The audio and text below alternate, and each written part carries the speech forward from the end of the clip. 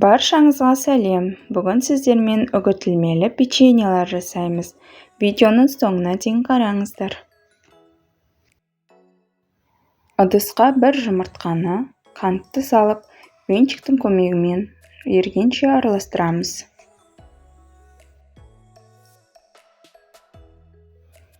Қант осылай еру керек. Оның үстінен сұйық майды құйып, тағы да араластырамыз.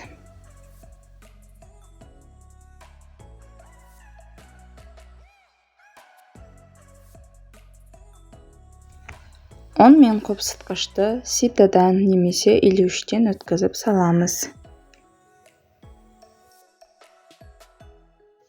Видеода көріп тұрғандарыңыздай лопатканың көмегімен жұмсақ қамыр илейміз.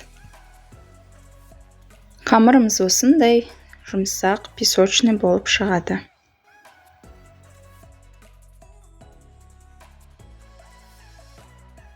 Дайын тұрған табамызға қамырымызды қолымыздың көмегімен дөңгелектеп форма жасап тізіп шығамыз.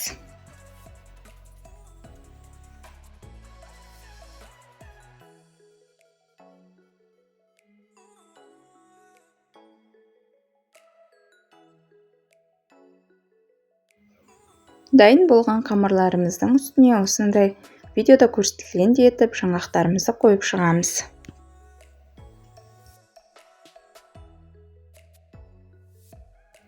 Қалауларыңызша жаңғақтың басқа да түрлерін, немесе мейіз, шоколад қойсаңыздар да болады.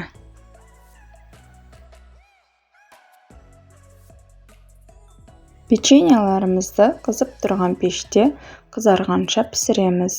Ескере кететін нәрсе, бұл печеньелер тез піседі. Шаймен ішуге оңай әрі тез дайын болатын үгітілмелі печеньелеріміз дайын. Сіздермен болған ләззат. Видео рецепт ұнаған болса, каналыма жазылуды, комментарий жазуды, лайк басуды ұмытпаңыздар. Сіздер де осы рецепт бойынша дайындап көріңіздер. Ас болсын!